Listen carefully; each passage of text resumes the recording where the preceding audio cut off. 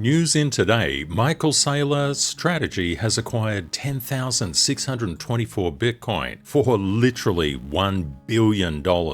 In other news, Bitcoin just pumped up from 90,000 to 94,000 with no major news and no announcements. This pump up created widespread celebration in the crypto market. A post just in from Cross-Border Capital says that global liquidity is rising. In other news, banks in the US are now officially allowed to buy and sell Bitcoin for their customers. Wow.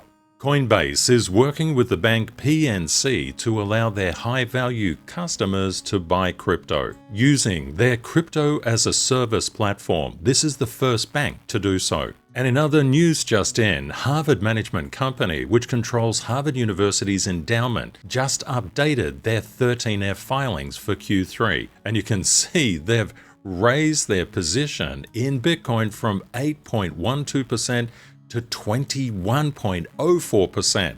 Literally nearly $500 million in Bitcoin. And if the volatility wasn't enough inside the crypto market, Bitcoin After Dark new filing, an ETF, will only hold Bitcoin at night, buying when the US market closes and selling when it opens. According to Zero Hedge, this is already happening by a company called Jane Street, while it's been alleged that they sell at 10 a.m. to dump into the crypto market. In other news today, Bitwise 10 Crypto Index ETF BitW officially began trading on the New York Stock Exchange ARCA today. The key is that BitW has been around for a while. You can see it dates back to 2021. But getting on the New York Stock Exchange is awesome. Congratulations.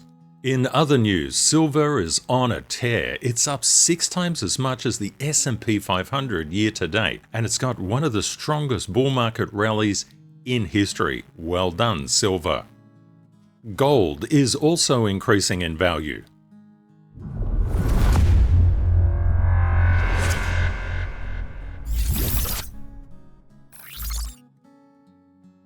Your trading and investing journey, one rule will help you immensely. It's Rule 4. Price moves in waves. Now, it moves in a wave up by going up and down, and it moves in a wave down by going down and then up. So therefore, you just need to use the volatility to your advantage. The real question is, how do we do this? Rule 268, CTKS Structure determines price waves. Now, what does this mean? This is a price wave, up and down action.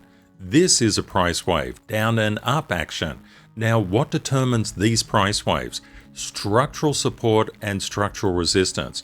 For example, if something is coming up, it will hit CTKS Structure and back off until it finds another level of CTKS Structure to support it. Now, if it breaks through that, it will form a downtrend or a trend reversal. It's very important to know where your structure is. We looked at the crypto headlines. Can structure explain how price moved? The news is certainly trying to do so, but can structure do it? According to 268, yes, it can. But is that valid? When we're looking at Bitcoin on the daily basis, we can see that we had a big green candle that was pushed back. So above 94 and then pushed back, currently 92,745. So where is the structure in this chart? And what is the difference between CTKS structure and normal structure? What you're seeing, that indicator I popped on, is level 1 and level 2 markup of structure. Now, you can see around this 93,000, there was a lot of overhead structure. That means that when the price was underneath, there were a lot of sellers here. And I've been talking about this for a good week now. This 93,000 is very important to break across.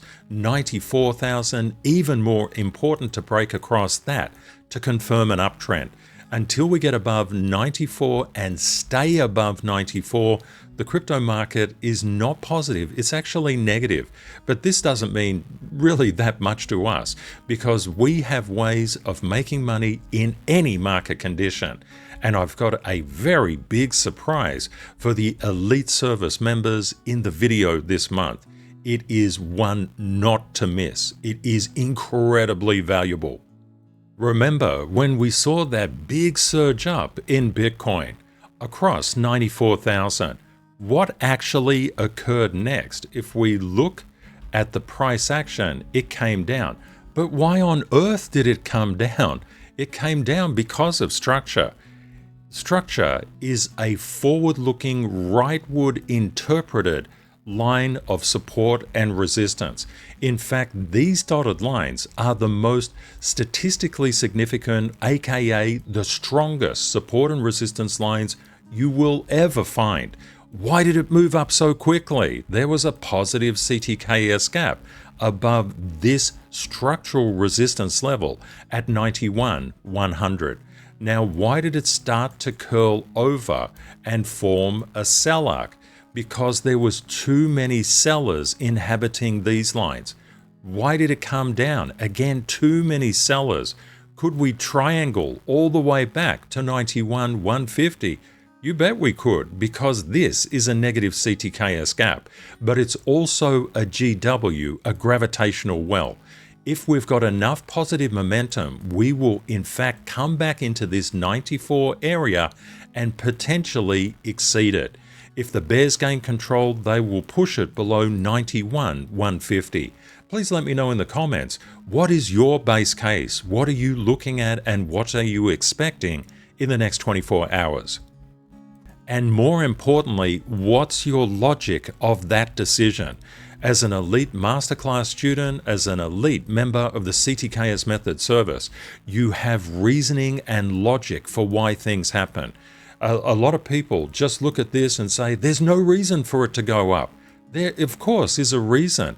If price builds structural momentum, yes, it's going to just fill a positive or a negative CTKS gap. Now, let's look back in terms of price history and just understand why this was happening.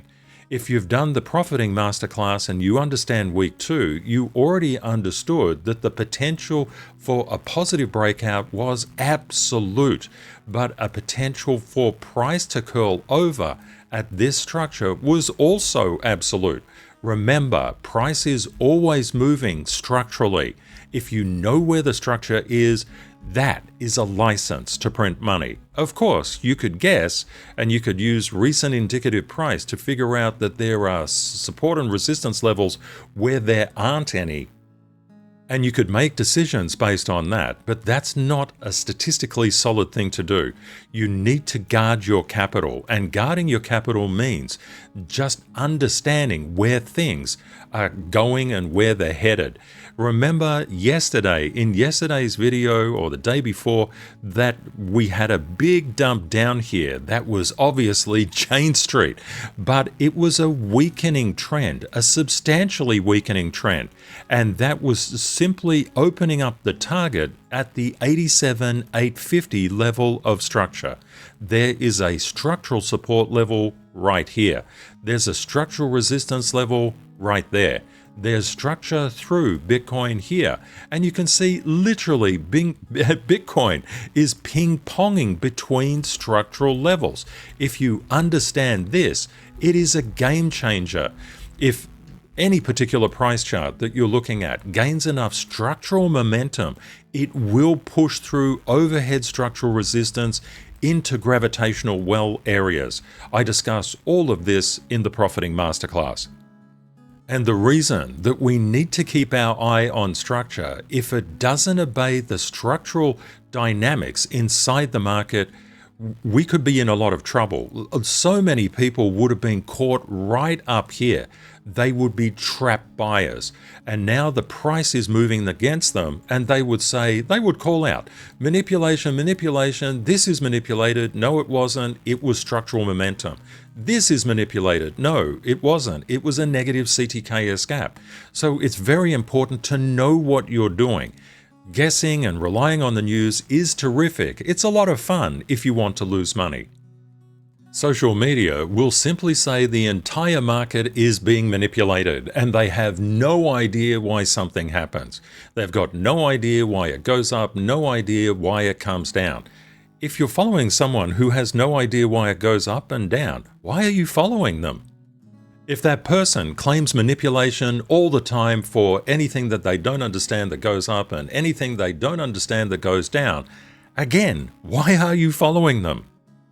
Wouldn't it be better to follow somebody that actually understands intermarket correlation, structure, all of the things that actually make price move? Let's have a look into total crypto market cap. So what we need to do is to look at level 1 and level 2 standards markup. So the first thing that we understand, there was a positive CTKS gap above 3.08 trillion into that 3.15 trillion. Now that means the price can move up exponentially. Crypto is an exponential asset class. When it moves up exponentially, you can see there was an SO here, or a structural overshooting to the 3.19 trillion, where the entire crypto market cap said thou shalt not go any further than this, and it retraced. It did a structural test right here, and that failed. Simply the sellers were too great. Now, how do you know when the sellers are too strong and when the buyers are too strong? You look at how price acts. If the sellers are too strong, it will not get above that level of structure. The sellers were simply too strong, and we had a lot of CTKS cuts favoring now a structural target on the 3.08. But just remember, the price is always moving in a wave. It's moving down and then up, down and up. This is how price moves. And so long as you know where the structure is and how to read between charts, reading structure between charts is an advanced thing, but you need to be able to do so. I was mentioning in past videos, it's a really good idea to keep your eye on gold. Gold could do very well in this current environment for a range of different reasons. And we can use, for example, PAXG USDT, which is a gold crypto proxy. And it just literally obeys the structure of gold. So what do we see here? PAXG, which is basically digital gold, it came up into the 42.55 area of structural resistance around the 5th. And then it just undercut all of these areas of structure and has been underside retesting them at the current time. If gold doesn't get above that 42.23, it is not positive for gold. You could set a little bit of a higher target for yourself at that 42.39. Please be aware that we are inside a negative CTKS gap. That means you should expect panic to the downside, expect panic to the upside, expect people to say, I don't know what's going on, it's all manipulated. Just expect all of those things, because the next area of structure is at 41.7450. As an elite member of CTKS, you already know where the structure is, and you can interpret that structure. You know that there's going to be a lot of negative and positive volatility inside this gap. It doesn't have to reach all the way down. And gold is very, very strong at the current time. But just remember, people were talking about gold and silver breaking out and gold and silver doing so well, and they are doing well.